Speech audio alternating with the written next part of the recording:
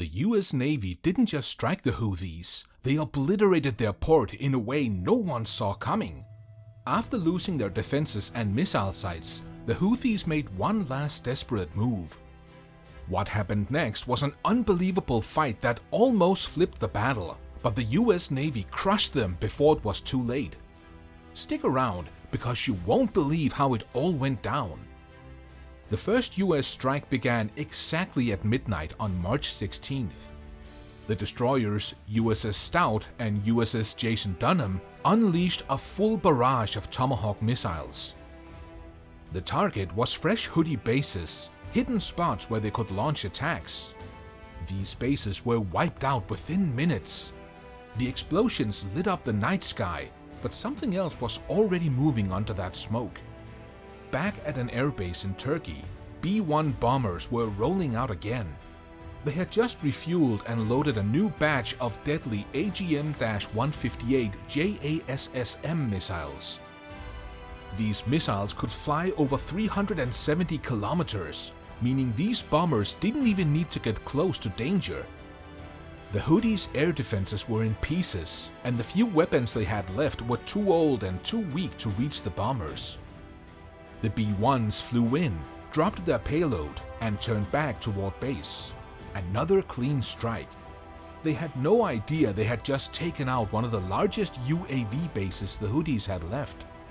It should have crippled them completely, but somehow the Houthis kept fighting.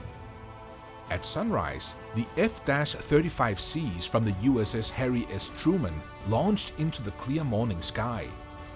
Their mission was simple: destroy two major Houthi weapon storage facilities.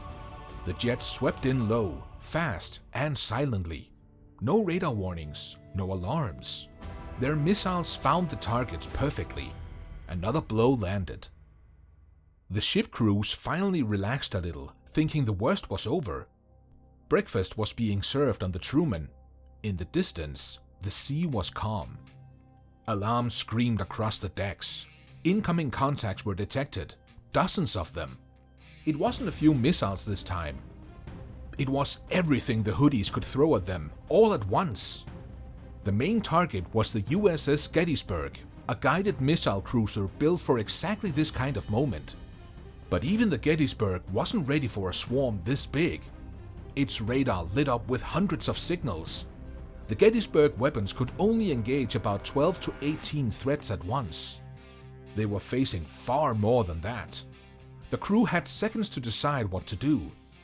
Standard procedure said to fire 2 defensive missiles at each incoming threat. The captain realized that if they followed the rulebook, they'd run out of ammunition before the real attack even began. He made a call that could either save them or sink them. Fire only 1 missile per thread. No backups, no second chances. The ship's VLS cells roared open. SM-2 missiles launched into the sky one after another. On the radar screens, incoming threats blinked out as each missile struck its target. One after another, Houthi missiles fell out of the sky. Some were hit directly. Some were thrown off course by near missiles. A few slipped through. 2 missiles got dangerously close. The Gettysburg fired its emergency backup. 2 ESSM missiles, smaller, faster, built for last-ditch defense. Both found their targets and exploded the incoming missiles just 10 miles from the ship.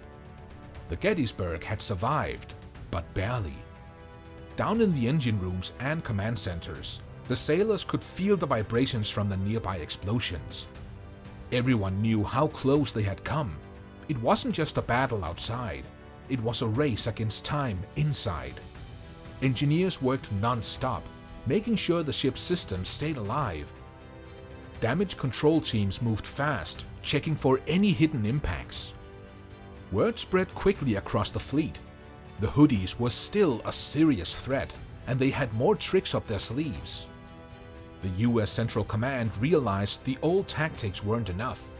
They needed to hunt the Houthis' mobile command posts, small, fast-moving pickups loaded with radios, hiding among civilians. They rolled out a weapon almost no one had seen used in real combat: the GBU-53 Stormbreaker. This wasn't just a smart bomb, it was practically alive. It could track heat signatures, see through smoke and sand with radar, and follow moving targets with a laser, all at the same time. Dust storms, smoke screens, or nightfall didn't matter. If it moved, the Stormbreaker could find it and destroy it. American jets armed with Stormbreakers began sweeping across the battlefield. Houthi command vehicles that thought they were safe vanished in seconds. One by one, the Houthis' ability to coordinate attacks crumbled. Pilots reported seeing enemy vehicles trying to blend in with civilian traffic. Some even parked next to schools and markets. But the Stormbreakers' targeting systems were so precise they could strike only the enemy vehicle without hurting the ones nearby. It changed the whole game. No hiding, no running. But the Houthis still had one last move. They launched a drone swarm. Not 2 or 3 drones, but hundreds. Fast, low-flying, tricky to spot until they were almost on top of the fleet. It was a desperate gamble. Instead of relying only on ship defenses, the Truman's air wing was scrambled. Every available F-A-18 Super Hornet launched immediately. The fighters were armed not with bombs, but with AIM-120 AMRAAM missiles, air-to-air killers designed to take down anything flying. The Super Hornets used their upgraded IRST Block 2 systems to track the drones. Instead of looking for radar signals, they hunted by heat. Tiny drone engines, barely hotter than a car hood, were enough. The pilots quickly realized that if they tried to shoot down every drone one by one, they'd lose. So they flew in tight formations, picking off clusters of drones at once. Machine gun fire ripped through the sky. Missiles darted between the clouds like angry hornets. It was one of the largest air-to-air battles fought by the Navy in decades. Over the next 7 hours, the fleet fought off wave after wave of drones. It wasn't a one-time strike. It was a slow, grinding, exhausting battle. Pilots ran out of missiles, landed, rearmed, and went back into the fight. Some drones got close, but none reached the fleet. Flight decks became battlegrounds too. Crews worked non-stop, refueling jets, loading new missiles, and fixing minor damages. Every second counted. Everyone from the captain to the lowest deckhand was in the fight. At one point, a drone almost crashed into the USS Stout. A young sailor manning the Phalanx CIWS, a rapid-fire gun designed for exactly this kind of threat, managed to blast it out of the sky just seconds before impact. Stories like that spread across the fleet, stories of courage, quick thinking, and teamwork. By the end of the day, the sea was calm again.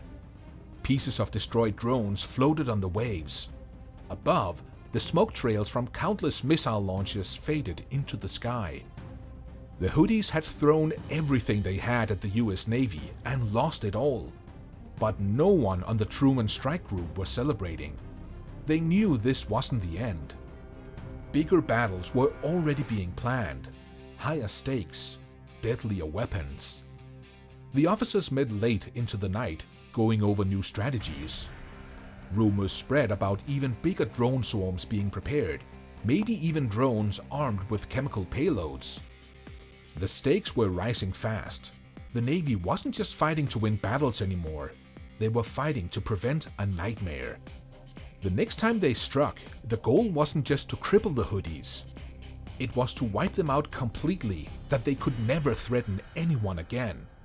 And that next strike was already on its way. If you thought this battle was crazy, trust me, the next chapter is even wilder. Bigger ships, newer weapons, and the fight isn't slowing down. Hit that like button, subscribe, and stay tuned.